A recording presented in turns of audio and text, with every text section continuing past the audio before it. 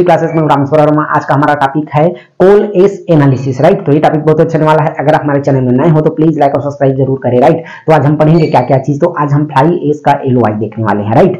तो इसमें हम देखेंगे क्या क्या चीज। तो सबसे पहला हम एस का थोड़ा सा बेसिक इंफॉर्मेशन देखेंगे, फिर हम फ्लाई एस का एलओआई देखने वाले हैं। दो टॉपिक में हम क्या करने वाले हैं, मोस्टली चर्चा करने वाले हैं, राइट। तो सबसे पहला हम बात करते हैं बेसिक इंफॉर्मेशन। आप हमारे पास क्या हो जाएगा, कोल एस। तो इसका सबसे पहला आप रूल देख लीजिएगा। रूल हमारे पास क्या हो जाएगा, आईएस 3812 हमारे पास क्या हो जाएगा 3812 सेक्शन 1। इसके अकॉर्डिंग हम क्या करते हैं, इसका एनालिसिस करते हैं। 3812 सेक्शन 1 के हिसाब से हम क्या करते हैं, फ्लाई एस और बॉटम एस का एनालिसिस करते हैं। लेकिन आज हम पढ़ेंगे क्या चीज, तो हम फ्लाई एस के बारे में देखने वाले हैं। फ्लाई एस जनरली क्या होता है, उसका डेंसिटी बहुत कम होता है, इसको याद रखिएगा। फ्लाई एस आपको कहाँ मिलेगा, तो पावर प्लांट में आपको देखने को मिलेगा। इस प्रकार से क्या रहता है, एक चिमनी रहता है, ठीक है। ये चिमनी से क्या होता है, लगातार आपको लगता है कि धुआं निकल रहा है, लेकिन वास्तव में क्या होता है, धुआं के साथ उसमें छोटा छोटा पार्टिकल का क्या रहता है, एस रहता है, राइट। एस कैसे बनता है, अब हम क्या करते हैं, कोई भी चीज को मतलब हम कोल या बायोमास को दोनों को जलाते हैं मिक्सअप करके, तो जो क्या होता है, जो उसमें से एनर्जी रहता है वो तो निकल जाता है, लेकिन उसमें जो रेसिड्यू, मतलब हम सीधा भाषा में बोल सकते हैं कि किसी भी चीज को हम जलाने के बाद जो हमारे पास रेसिड्यू बचता है उसी को हम एस बोलते हैं। अब एस भी दो प्रकार का होता है हमारे पास। एस क्या हो जाएगा, फ्लाई एस और बॉटम एस। फ्लाई एस मतलब उड़ता हुआ एस, बॉटम एस मतलब जो जमीन में बैठा हुआ एस, राइट। अब फ्लाई एस का हम बात करते हैं, उड़ क्यों रहा है, क्योंकि इसका डेंसिटी बहुत ही कम है। इसका डेंसिटी बहुत ही कम होता है, इसलिए क्या होता है, ये उड़ते रहता है। ये आप देखे होंगे पावर प्लांट में चिमनियों में लगातार क्या होता है, ये उड़ते रहता है। इसमें बहुत छन्नी भी लगा रहता है, ऐसा नहीं है कि इसमें छन्नी नहीं लगा है। जो छोला जो छन्नी से ऊपर छन के जाता है उसी को हम क्या बोलते हैं, फ्लाई एस बोलते हैं। और जो छन्नी से छन के नहीं ऊपर हो जाता है, वो नीचे बैठता है, उसको हम क्या बोलते हैं, बॉटम एस बोलते हैं। इसका डेंसिटी बहुत ही कम होता है, इसलिए हम इसको क्या बोलते हैं, फ्लाई एस बोलते हैं, ताकि ये उड़ता रहे या उड़ता है, राइट। इसको ये क्या हो जाएगा, ये इसका बेसिक इंफॉर्मेशन हो जाएगा। अब हम 3812 के अकॉर्डिंग हम क्या करते हैं, इसका एनालिसिस करते हैं। अब हम क्या करते हैं, इसका एलओआई निकालते हैं, राइट। लॉस ऑफ इग्निशन निकालते हैं। लॉस ऑफ इग्निशन निकालने से पहले आपको कुछ ना कुछ रिक्वायरमेंट की जरूरत पड़ेगा। तो सबसे पहले हमको किसका जरूरत पड़ेगा, तो सबसे पहला हमको सैंपल की जरूरत पड़ने वाला है, जिसका आपको क्या करना है, एनालिसिस करना है। किसका एनालिसिस करना है, तो फ्लाई एस का, राइट। फिर हमको क्या लगने वाला है, प्लेटिनम क्रूसिबल लगेगा। फिर हमको हॉट एयर ओवन लगेगा। उसके बाद हमको क्या लगता है, मफल फर्नेस लगेगा। उसके बाद हमको क्या लगेगा, डेसिकेटर लगेगा, राइट। और उसके बाद हमको क्या लगेगा, वेट मशीन। इतना सब हमको क्या लगता है, बेसिक रिक्वायरमेंट है। जब बेसिक रिक्वायरमेंट आपके पास फुलफिल हो गया तो आप क्या कर सकते हो, टेस्ट प्रोसीजर स्टार्ट कर सकते हो, राइट। तो नेक्स्ट टॉपिक हमारा क्या हो जाएगा, टेस्ट प्रोसीजर। तो सबसे पहला याद रखिएगा, हम क्या करते हैं, एक प्लेटिनम का क्रूसिबल लेते हैं, ठीक है। हमने सबसे पहले क्या किया है, एक प्लेटिनम का क्रूसिबल लेते हैं।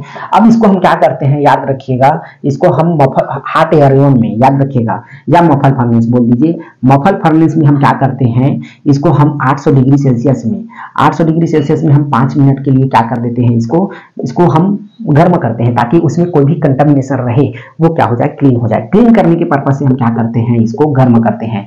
फिर आपको तुरंत इसको वेट नहीं करना है, इसको आप क्या करना है, ठंडा करना है। आपको याद रखिएगा, सबसे पहले आपको क्या करना है, इसको ठंडा करना है। ठंडा करने के बाद आप क्या करते हो, इसका एम्प्टी वेट लेते हो।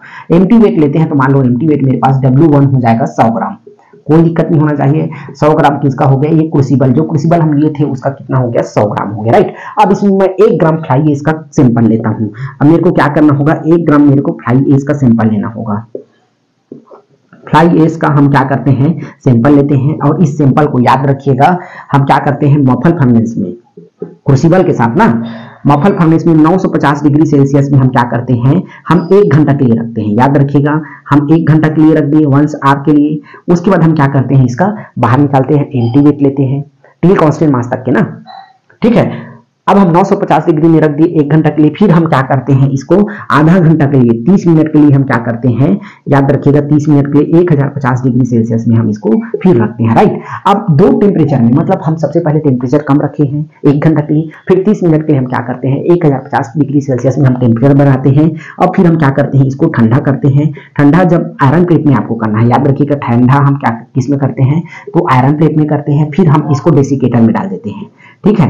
डेसिकेटर में डालने के बाद हम क्या करते हैं, इसका वेट लेते हैं, तो वेट लेते हैं तो हमारे पास क्या हो जाएगा, ये W3 हो जाएगा। W3 कैसे होगा हम बताएंगे अभी, ठीक है।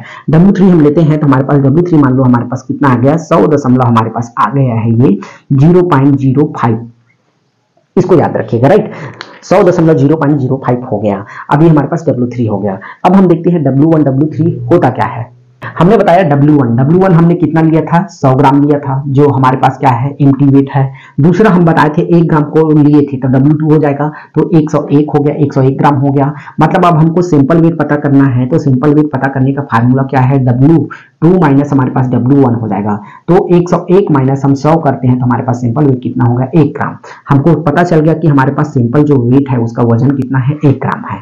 फिर हम देखते हैं W3 जो फाइनल वेट लिए हैं यहाँ पे, उसका वजन कितना है, 100.005 ग्राम है। अब हमको वेट लॉस पता करना है, तो वेट लॉस पता करने का फार्मूला क्या है, W2 माइनस W3। अब यहाँ पे हम देखते हैं 101 माइनस 100.005 है।